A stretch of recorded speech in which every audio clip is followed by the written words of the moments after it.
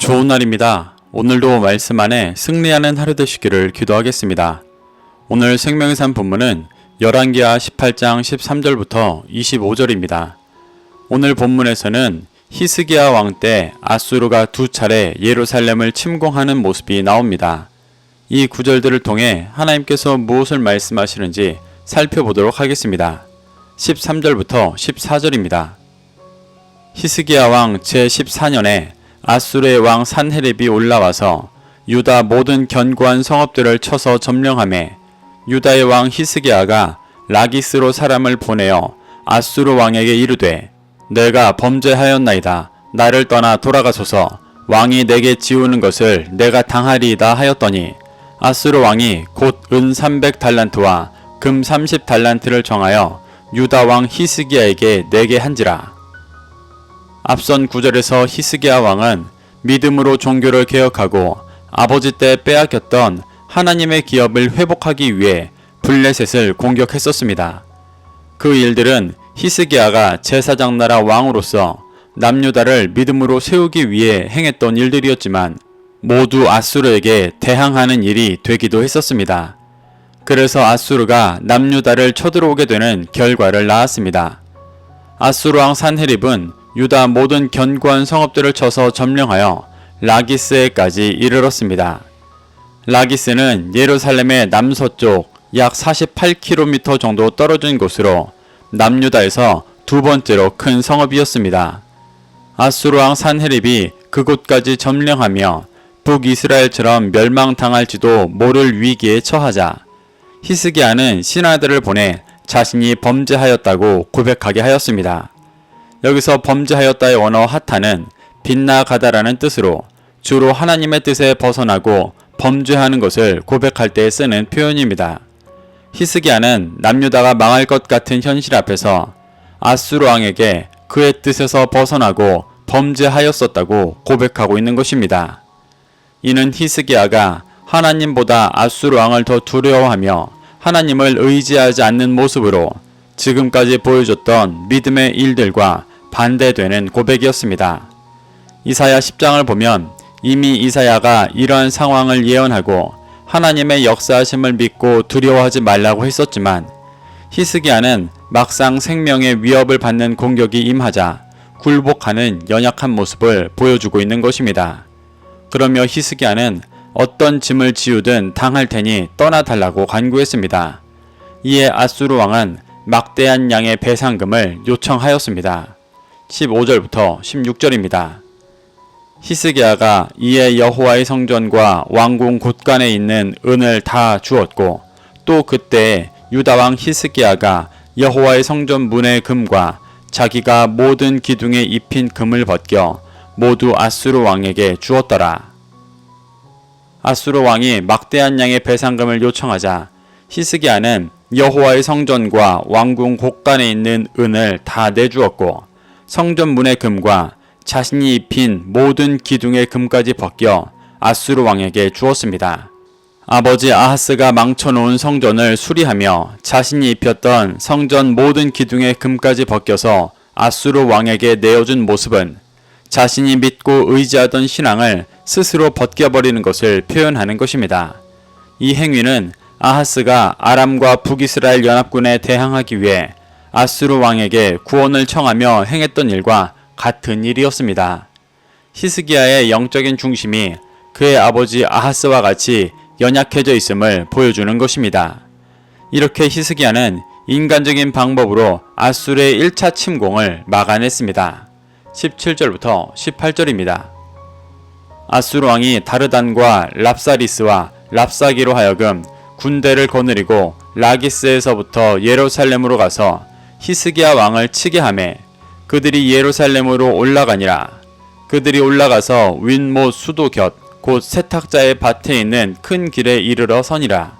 그들이 왕을 부르매 힐기야의 아들로서 왕궁의 책임자인 엘리야김과 서기관 셈나와 아삽의 아들 사관 요아가 그에게 나가니 16절과 17절 사이에 큰 경계가 없어 한 전쟁처럼 보이지만 17절부터는 아수르의 2차 침공에 관한 내용들이 나옵니다. 보통 1차 침공 후 2년이 지나고 2차 침공이 이어졌다고 봅니다. 이번에는 아수르 왕은 라기스에 남아있었고 다르단과 랍사리스와 랍사게로 대군을 거느리고 예루살렘을 치게 하였습니다. 그들은 윗못 수도 곁 곧 세탁자의 밭에 있는 큰 길에 주둔하였는데 이는 역대하 32장을 보면 1차 침공 때 히스기야가 아수르 군대가 사용할 물의 근원을 막고 버텼었기 때문에 물을 먼저 확보하는 모습입니다. 이러한 아수르의 진영은 히스기야가 1차 침공 때보다 더 큰 곤경에 빠져있는 모습을 보여주는 것입니다. 다르단과 랍사리스와 랍사게가 히스기야 왕을 불러 1차 때와 같이 항복을 받아내려 했습니다. 이에 히스기야 왕도 힐기야의 아들 엘리야김과 서기관 셈나와 아삽의 아들 사관 요아 총 3명의 신하를 보내 교섭하려 하였습니다. 19절부터 20절입니다. 랍사게가 그들에게 이르되 너희는 히스기야에게 말하라. 대왕 아수르 왕의 말씀이 내가 의뢰하는 이 의뢰가 무엇이냐? 내가 싸울 만한 계교와 용력이 있다고 한다마는 이는 입에 붙은 말뿐이라. 내가 이제 누구를 의뢰하고 나를 반역하였느냐? 랍사게는 히스기야가 보낸 3명의 신하들에게 아수르 왕의 말을 전했습니다. 그들은 내가 의뢰하는 이 의뢰가 무엇이냐라고 물었습니다. 여기서 말하는 이 의뢰의 대상은 1차적으로는 하나님일 것입니다. 하지만 이후 나오는 랍사게의 말들 속에서 유추해 볼 때 애굽 또한 의지하고 있던 상황임을 볼 수가 있습니다. 애굽은 아수르와 중근동 지역에 패권을 두고 힘을 겨루고 있는 형세였는데 히스기야가 애굽을 의지한 것이 아수르에게 공격의 빌미를 제공한 것입니다. 여기서 의뢰하다의 원어 비타우는 신뢰, 소망이라는 뜻입니다. 히스기야는 하나님만을 신뢰하고 소망하는 것이 아니라 애굽도 신뢰하고 소망하고 있었던 것입니다. 이는 아수르가 예루살렘을 치는 현실적인 이유가 되기도 했고 궁극적으로 하나님께서 예루살렘에게 환란을 주시는 이유가 되기도 했습니다. 랍사게는 이러한 히스기야의 태도에 대해 히스기야 스스로 계교와 용력이 있다고 하지만 이것은 입에 붙은 말일 뿐이고 헛된 것이라고 말하고 있습니다. 랍사게는 히스기야가 의지하는 애굽은 아수르의 전혀 위협이 되지 않는다는 말을 하고 있는 것입니다.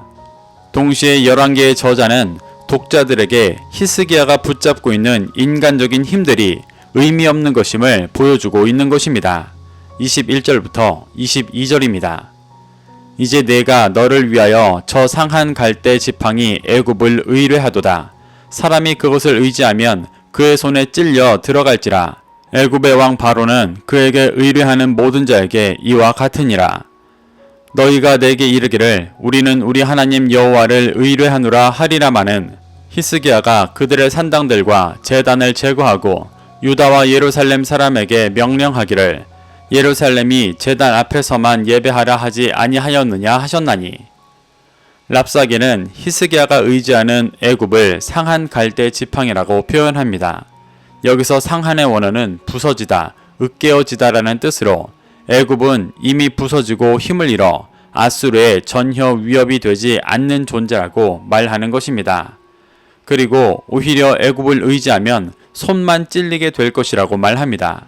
이는 애굽이 상한 갈대 지팡이이기 때문에 도움이 안 되는 것을 넘어 오히려 해가 될 것이라고 말하는 것입니다. 실제로 애굽은 여러 반아수르 동맹국들을 통해 아수르가 애굽을 직접 치지 못하도록 견제했었지만 아수르가 반아수르 동맹국들을 공격할 때에는 군사적 지원을 하지 않고 배신함으로써 동맹국들의 손을 찌르는 일을 했었습니다. 랍사게는 이러한 현실적인 상황을 연상시키며 애굽을 의지하는 것이 얼마나 의미 없는 일인지를 경고하고 있습니다. 그리고 22절에서는 남유다가 하나님을 의뢰하는 것 또한 얼마나 헛된 것인지도 경고합니다. 랍사게는 히스기야가 산당들과 제단을 제거하고 말씀을 따라 성전에서만 예배하라고 했던 종교 개혁이 얼마나 의미 없는 일인지를 말하고 있습니다. 지금 그 일들로 인해 아수르가 2번이나 침공해 첫 번째 침공에서는 막대한 배상금을 받아갔었고 두 번째에는 대군에 포위되어 멸망당할 위기에 처해 있는데도 여전히 현실적인 전쟁 능력이 없이 여호와만을 의지하는 것이 아무런 도움이 되지 않는다고 말하고 있습니다. 이는 하나님의 구원을 소망하고 있던 이들에게는 현실을 근거로 믿음을 부정하게 하는 큰 미혹이었습니다. 23절부터 25절입니다. 청하건대 이제 너는 내 주 아수르 왕과 내기하라. 내가 만일 말을 탈 사람을 낼 수 있다면 나는 내게 말 2,000마리를 주리라. 내가 어찌 내 주의 신하 중 지극히 작은 지휘관 한 사람인들 물리치며 애굽을 의뢰하고 그 병거와 기병을 얻을 듯하냐. 내가 어찌 여호와의 뜻이 아니고야 이제 이곳을 멸하러 올라왔겠느냐. 여호와께서 전에 내게 이르시기를 이 땅으로 올라와서 쳐서 멸하라 하셨느니라 하는지라. 랍사게는 히스기야가 의지하던 애굽과 하나님이 모두 헛된 것이라 주장한 후에 남유다는 자신이 말을 2,000마리 준다 해도 탈 사람이 없고 아수르 군대의 지극히 작은 지휘관 한 사람도 물리칠 능력이 없다고 경고합니다. 또한 애굽을 의뢰해봤자 병거와 기병을 얻을 수 없다고도 말합니다. 이렇게 현실을 근거로 절망적인 상황들로 위협한 후에 25절에서는 자신이 남유다를 멸하러 온 것이 하나님의 뜻이라고까지 말하며 그들의 신앙을 꺾어놓으려 하고 있습니다. 이들이 남유다를 치러 온 것이 하나님의 뜻이라는 말이 아주 틀린 말은 아니었습니다. 애굽을 의지하던 남유다에게 아수르를 통해 환란을 주고 계시는 것이 맞기는 합니다. 하지만 하나님께서 아수르를 통해 남유다에 행하고자 하시는 일은 남유다가 회개하고 돌이키게 하는 것이지 멸하는 것이 목적은 아니셨습니다.